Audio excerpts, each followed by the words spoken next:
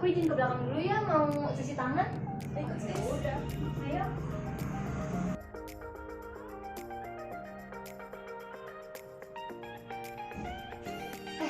Kalian tahu nggak sih berita yang lagi hangat sekarang? Udah tahu, emangnya apa sis? Itu loh yang ujian nasional mau digantikan sama asesmen nasional. Wah, aku baru denger ya. Oh, itu mah aku udah denger. Ih, gimana sih kamu, Ya, Sar? ya maaf teman-teman.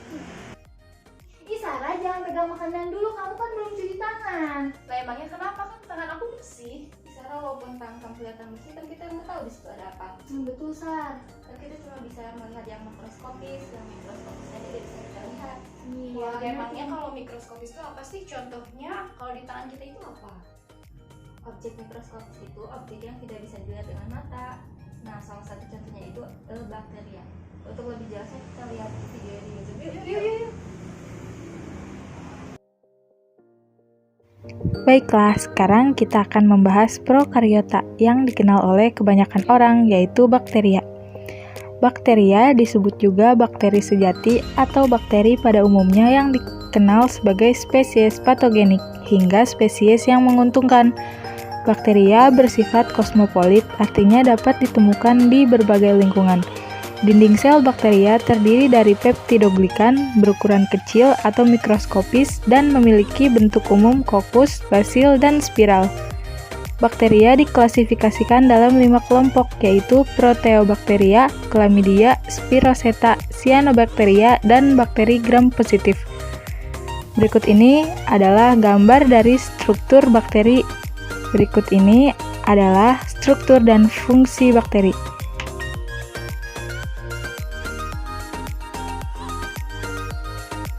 Berikut ini ada peranan bakteri yang menguntungkan dan merugikan.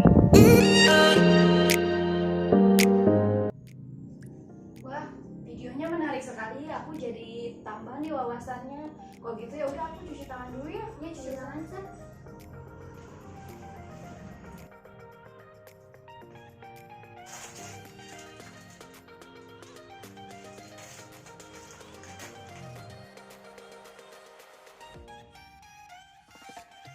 Aku mau tanya dong, apa? Mau nanya apa kan? Apakah bakteri itu bisa hidup di tempat yang kadar garamnya tinggi ya? Tahu aku bisa, Sar. Bakteri itu termasuk kelompok Archaebacteria. Iya, itu betul sih. Wah, iya kok. Iya, aku punya penjelasannya nih di handphone, kita lihat yuk. Yuk. Archaebacteria merupakan salah satu kelompok prokariotik yang termasuk ke dalam kingdom Monera. Archaebacteria diperkirakan sebagai bakteri kuno yang telah menghuni bumi. Archaebacteria memiliki ciri-ciri sebagai berikut. Berukuran 0,1 hingga 15 mikron, memiliki dinding sel yang tersusun atas lipopolisakarida. Hal inilah yang menyebabkan Archaebacteria dapat hidup di lingkungan yang ekstrim. Sel bersifat uniseluler prokariotik, asam nukleat berupa RNA dapat hidup di lingkungan ekstrim, yaitu lingkungan dengan derajat keasaman, suhu, dan kadar garam yang sangat tinggi, bereproduksi secara aseksual, struktur tubuh masih sederhana, dan bersifat anaerob. Berdasarkan lingkungan hidupnya, Archaebacteria dibedakan menjadi 3, yaitu metanogen, halofilik, dan termofilik. Ciri-ciri kelompok metanogen yaitu metabolisme energi khasnya membentuk gas metana dengan cara mereduksi karbon dioksida, bersifat anaerobik dan kemosintetik, memperoleh makanan dengan membusukkan sisa tumbuhan mati, tumbuh baik pada suhu 98 derajat Celcius dan mati pada suhu 84 derajat Celcius. Berikutnya ada halofilik. Ciri-ciri kelompok halofilik yaitu bersifat heterotrof, energi didapat dengan melakukan respirasi aerobik dan berfotosintesis. Koloni halofilik ekstrim terlihat seperti buih berwarna merah ungu. Hidup di lingkungan yang berkadar garam tinggi, misalnya laut mati. Yang terakhir ada termofilik. Ciri-ciri kelompok termofilik yaitu hidup di tempat bersuhu tinggi dan bersifat asam, hidup dengan mengoksidasi sulfur, hidup pada suhu 45 hingga 110 derajat Celcius dan pH 1 hingga 2. Archaebacteria memiliki peran bagi kehidupan manusia, di antaranya meningkatkan kemampuan deterjen dan sabun cuci pada suhu dan pH tinggi, mengubah pati jagung menjadi dextrin yaitu sejenis karbohidrat, dan mengatasi pencemaran akibat tumpahan minyak.